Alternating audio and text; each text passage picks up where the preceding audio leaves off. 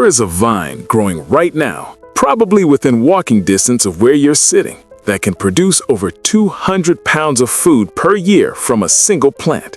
It needs no fertilizer, no pesticides, no irrigation once established. It grows so aggressively that it can cover a dead tree, a chain-link fence, or an abandoned building in a single season. Every single part of it is edible. The leaves, the shoots, the flowers, the roots, the seeds, all of it. And for thousands of years, entire civilizations depended on it to survive. So why have you never heard of it? Because in multiple countries, across multiple centuries, this plant has been classified as illegal, banned, restricted, ripped out of the ground by government agencies.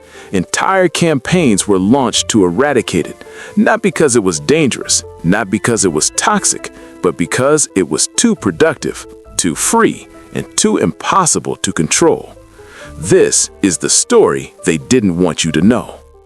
The plant I'm talking about is called Kudzu, Pueraria montana, and if you live anywhere in the southeastern United States, you've seen it. You've driven past it on the highway. You've watched it swallow telephone poles in abandoned houses. But what you were never told, what was deliberately left out of every conversation about this vine, is that kudzu is one of the most nutritious, versatile, and productive food crops on the planet. Let me give you the numbers. A single kudzu plant, once established, can grow up to 1 foot per day. 1 foot per day.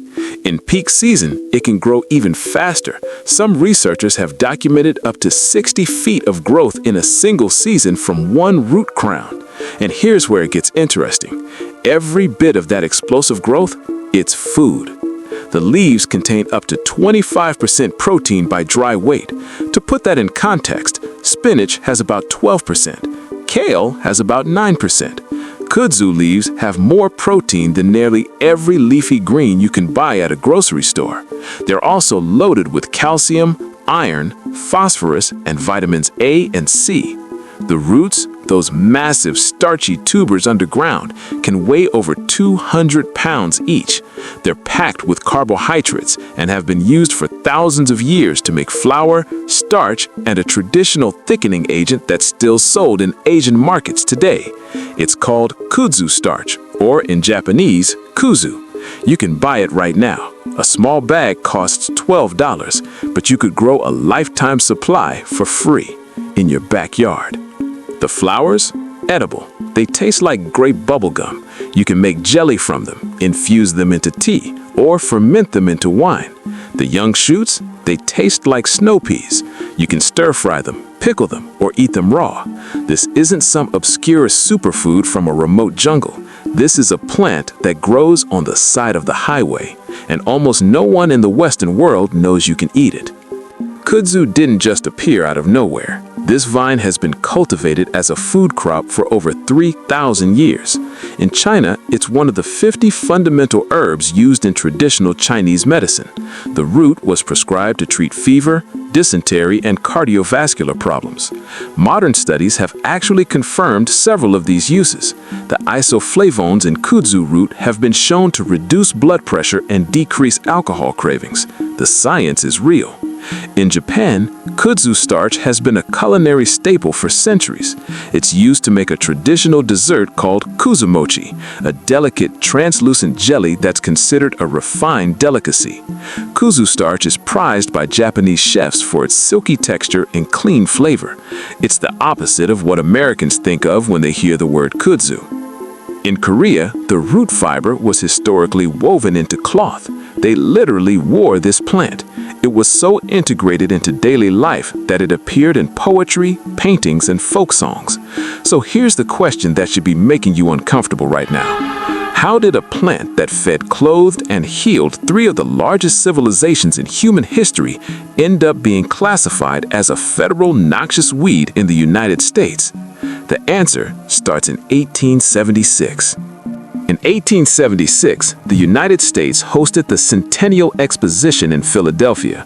It was the first major World's Fair held in America. Countries from around the world sent exhibits to showcase their culture, technology, and agriculture. Japan sent kudzu. They presented it in a beautiful ornamental garden display. Americans fell in love with it immediately, not for food, but for its broad, lush leaves and sweet-smelling flowers. They saw it as a decorative plant, an ornamental, nothing more. This is the first erasure. The Japanese pavilion included information about kudzu's uses as food, medicine, and fiber, but American visitors only cared about how it looked. The edible applications were ignored entirely. For the next several decades, kudzu was sold in American nurseries as a porch vine, a decorative shade plant. That's it. Nobody ate it. Nobody made flour from the roots. Nobody brewed medicine from it. They just let it grow on their porches and thought it was pretty. Then came the Dust Bowl. In the 1930s, the southeastern United States was being devastated by soil erosion. Decades of cotton farming had stripped the topsoil bare. The land was dying. The government was desperate for solutions, and someone remembered that aggressive vine that grew on everybody's porch. The Soil Conservation Service, a federal agency, began actively promoting kudzu as an erosion control plant. They didn't just suggest it, they paid farmers to plant it, $8 per acre. In today's money, that's roughly $175 per acre. The government distributed over 85 million kudzu seedlings between 1935 and 1950. 85 million. They told farmers to plant it everywhere. Hillsides, ditches, embankments, anywhere that soil was washing away. And farmers did exactly what they were told. It worked. The erosion stopped, but the kudzu didn't. By the 1950s, the government realized they had made a catastrophic miscalculation. The same qualities that made kudzu perfect for erosion control, its aggressive growth, its ability to thrive in poor soil, its resistance to drought and disease, made it virtually impossible to contain. The vine was spreading at an estimated 150,000 acres per year. It was climbing trees, smothering forests, pulling down power lines, and covering entire buildings. The same agency that paid farmers to plant kudzu began paying farmers to remove it. The narrative flipped overnight. Kudzu went from miracle plant to menace, from solution to problem. The media piled on. Newspapers called it the vine that ate the South. Magazine articles described it as a green monster, a botanical invasion, an unstoppable plague. And here's the critical detail that always gets left out of this story. Not a single article, not one government report, not one media story during this entire panic mentioned that kudzu was edible. Not once. The plant that fed billions across Asia for 3 millennia was rebranded as a dangerous invasive weed, and its food value was completely and deliberately erased from the conversation. In 1972, the USDA officially classified kudzu as a weed. In 1997, it was placed on the federal noxious weed list, making it illegal to transport across state lines. Several southern states passed laws making it a crime to intentionally plant kudzu on your property. Think about that for a moment. A plant that produces free food, free medicine, free animal feed, and free fiber. A plant that civilizations depended on for thousands of years, and they made it illegal to plant. Now, I want to be careful here. I'm not going to tell you there's some shadowy boardroom where executives decided to suppress kudzu as a food source. That's not how these things usually work. It's more subtle than that. It's about incentives. Ask yourself this question. If every family in the southeastern United States realized that the vine growing on the side of the highway behind their house could feed them 200 pounds of food per year for free, who loses money?